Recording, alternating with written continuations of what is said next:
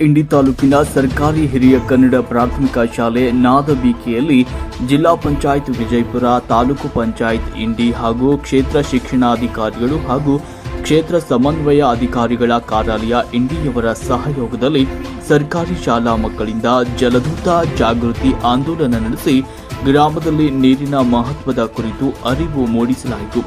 ಮಕ್ಕಳು ಇರಲು ನೀರು ಬೇಕು, ಜಲ ಸಂರಕ್ಷಣೆ ನಮ್ಮೆಲ್ಲರ ಹೊಣೆ, ಜೀವ ಜಲ ಅಮೃತಕ್ಕೆ ಸಮಾನ ಎನ್ನುವ ಧ್ಯೇಯ ವಾಕ್ಯವನ್ನ ಘೋಷಣೆ ಮಾಡಿದರು.